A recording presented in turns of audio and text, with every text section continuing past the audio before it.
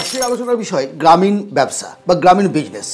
আচ্ছা, আপনি কি মনে করেন যে গ্রামে শুধুমাত্র দোকানদারি করা, পশুপালন এবং কৃষিকাজ এর ওপরেই গ্রামের মানুষ সীমাবদ্ধ? এতদিন ছিল, কিন্তু এখন এই বর্তমান সময়ে দাঁড়িয়ে যদি একটুখানি নিজেকে আপডেট করে নিয়ে ভাবতে পারে, তাহলে শহরের থেকে কোনো অংশে গ্রামে ইনকাম কম হবে না। আজ তিনটি ইউনিক বিজনেস আইডিয়া, ইউনিক এই কারণে বললাম, গ্রামের মানুষদের প্রচলিত ধ্যান ধারণার বাইরে বেরিয়ে এমন তিনটে বিজনেস আপনাদের সঙ্গে আমি আলোচনা করব। কম ইনভেস্ট করে অনেক বেশি লাভ করা যায়।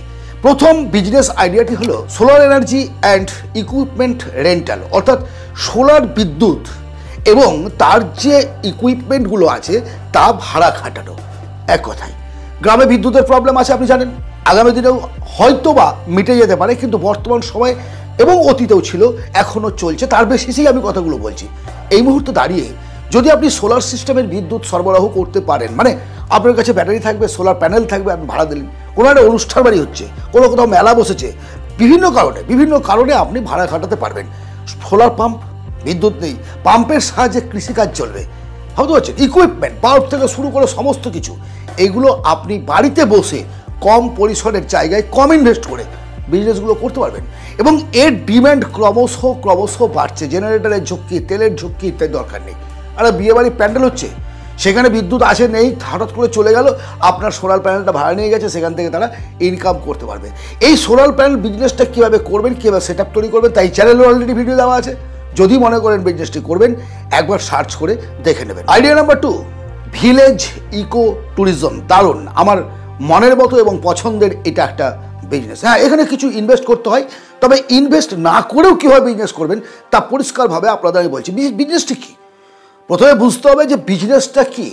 ইকো ট্যুরিজম, গ্রামের মানুষজন একটা ফাঁকা বাতাসের মধ্যে, আলো বাতাসের মধ্যে, ভালোবাসার মধ্যে একে অপরের সঙ্গে থাকে।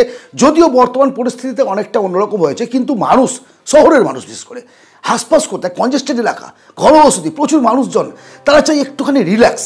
আর সেই রিল্যাক্সের জন্যই তারা গ্রামে ছুটে যাচ্ছে। দেখছেন আপনি, বিভিন্ন সময়ে বিভিন্ন জায়গায় তারা ট্যুরে যাচ্ছে, সমুদ্রের ধারে, জঙ্গলে, বিভিন্ন জায়গায়, কারণ এটা ফাঁকা জায়গা।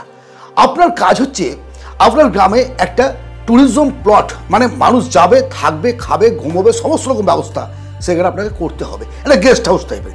গেস্ট হাউসটা কখনোই শহরের আদলে দারুণ ঝাঁচকচকে করে করবেন না। গ্রামীণ পরিবেশে গ্রামের মতো করে খড়ের চাউনি হলেও সবচেয়ে ভালো হয়। সেখানে কী কী থাকবে? এক নম্বর হচ্ছে মাছ ধরার আনন্দ তাদের আপনাকে দিতে হবে। আমি বলবো মাছ ধরার আনন্দ কী করবো? স্যার, আমার তো পুকুর নেই, পুকুর লিজে নেন, বা যাদের পুকুর আছে, যারা মাছ চাষ করে, তাদের সঙ্গে একটা কন্ট্যাক্ট করে নেন। মাছ ধরার আনন্দ পেল, মাঠের মধ্যে ঘুরে বেড়ানোর একটা আনন্দ তারা পেল। এবং আপনার বাড়িতে তারা মাটির হাঁড়িতে রান্না করা খাবার, মাটির হাঁড়িতে বলেছে, কিন্তু ন্যাচারাল, এবং খেতে দেবেন আপনি কলা পাতা বা পদ্ম পাতায়, কারণ 12 মাস কলা পাতা পাওয়া যায় না, 12 মাস পদ্ম পাতা পাওয়া যায় না। সো এই যে ব্যাপারটা একেবারে ন্যাচারাল একটা পদ্ধতি। কাজটা হচ্ছে আপনার ফেসবুক, ইনস্টাগ্রামে একটু অ্যাড দিয়ে দেওয়া, যে আমার এখানে আসুন, দেখুন, আপনি হুড় করে লাইন দেবে। কারণ মানুষ চাইছে একটু রিল্যাক্স করতে, একটু কাছাকাছি কোথাও ঘুরতে। সকলেই তো দুবাই, সকলেই তো আপনার থাইল্যান্ড যেতে পারে না। প্রত্যেকের পকেটে একটা টান আছে, সেই টানের জায়গাটাকে বেড়াতে গিয়ে মনের আনন্দ মেটানোর জন্য আপনার কাছে তারা আশ্রয় নেবে। এবং আরে গ্রামের পরিবেশ বুঝতে হচ্ছে না আপনি, ভাবুন, চাষ করছে, পুকুরে মাছ ধরছে, আমি ছিপ নিয়ে বসলাম মাছ ধরতে, মানে একটা ইউনিক টেস্ট। আর এই টেস্টের জন্যই আজকে অনেক গ্রাম অনেক উন্নত। এর বেসের ওপরে আপনি হস্তশিল্প তৈরি করতে পারেন। হস্তশিল্প যারা ট্যুরিস্ট যাচ্ছে তারা সেখান থেকে কিনবে।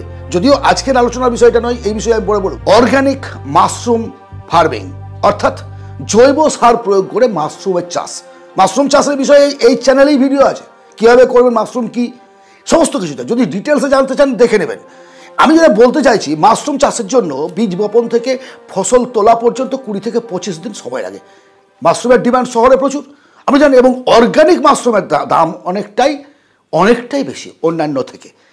আপনি যদি এই বিজনেসটা করতে পারেন, কিছু রেস্টুরেন্ট, কিছু রেস্তোরাঁ, কিছু হোটেল, শপিং মল, কিছু দোকান, ফাস্টফুডের দোকান, এগুলোর সঙ্গে কন্ট্যাক্ট করলেন, মাল সাপ্লাই দিলেন, ভালো টাকা ইনকাম আছে।